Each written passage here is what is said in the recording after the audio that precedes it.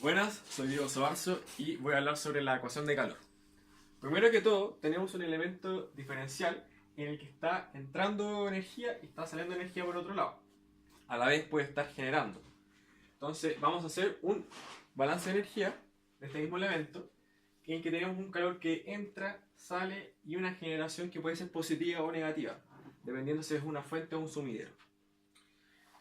Primero que todo, ¿qué es el calor? El calor solamente es una energía en tránsito. Ya, entonces teniendo nuestro balance de energía, que tenemos la suma de los calores, esto va a ser igual a la variación de la energía en el tiempo. Solamente si es que nos importa el tema del tiempo, ya que este problema se separa en una parte estacionaria y una parte transiente. En el caso que les voy a explicar ahora, solamente nos vamos a preocupar del problema estacionario y la parte transiente se nos va a ir a cero. ¿Ok? Tenemos tres mecanismos de transferencia de calor, en el que está la conducción, la convección y la radiación. Dentro de la conducción tenemos la ley de Fourier que nos indica que el flujo de calor varía según esta expresión, en el que cae la conductividad térmica de un material, que es una propiedad intrínseca del material, el área transversal, que sería el área que está atravesando el calor, y la variación de la temperatura con respecto al eje X. Cabe decir que esta es un análisis unidimensional de una placa plana, en coordenadas cartesianas. Se puede analizar la transferencia de calor en cualquier tipo de coordenada, pero solamente nos vamos a enfocar en las cartesianas. Este término del calor, del flujo de calor que nos entrega la ley de Fourier, la podemos introducir en el balance de energía y a través de un trabajo matemático llegamos finalmente a la ecuación de calor de una placa plana, en que tenemos que es la variación espacial respecto a la conductividad K, el área transversal y la variación de la temperatura también de la variable espacial X.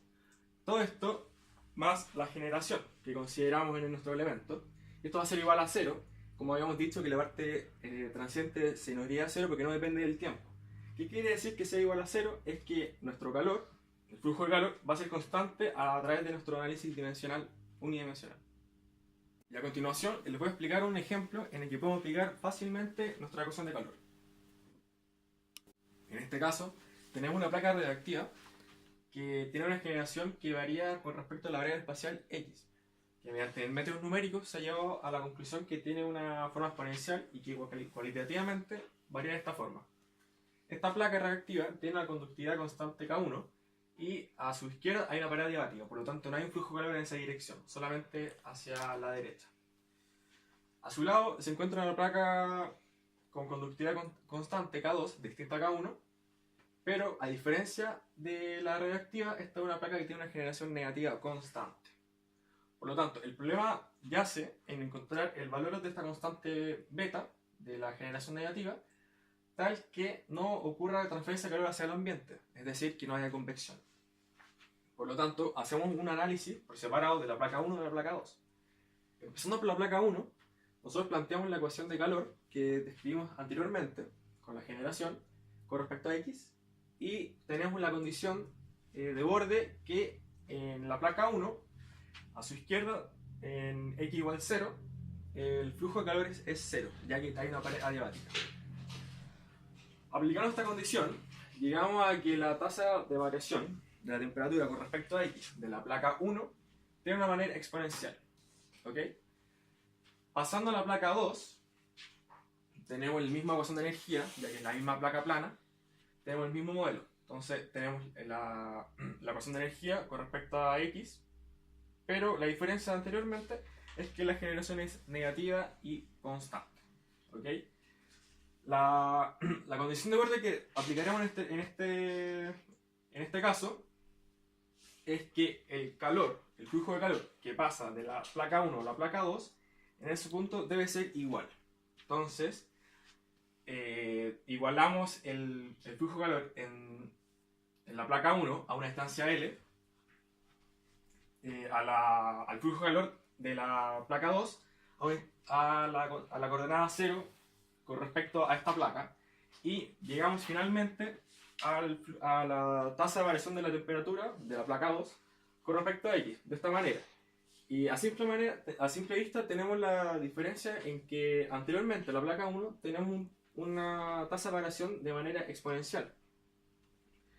Pero la placa 2, al tener una generación constante, obtenemos una tasa de variación de la temperatura solamente lineal. Entonces, para determinar una constante beta, nos vamos al final de la placa 2, que es la parte donde se junta con el ambiente. Como dije anteriormente, en el caso, para que no haya transferencia de calor hacia el ambiente, no debe haber convección. O sea, podemos hacer el análisis por convección o por conducción en este punto. Lo vamos a hacer por conducción. El flujo de calor de la placa 2 al final de la placa, o sea, podemos decir una instancia L de este punto, debe ser 0. Aplicando esa condición al perfil de temperatura que ya habíamos calculado, llegamos finalmente a una constante beta positiva, que tiene sentido ya que aquí nos dice que es negativa y absorbe todo el calor que está generando nuestra placa radioactiva. Como pueden ver, el análisis matemático es bastante simple y físicamente tiene mucho sentido con los cálculos matemáticos. Este ha sido nuestro ejemplo de ecuación de calor, de conducción de placa plana, y espero que les haya gustado. Muchas gracias.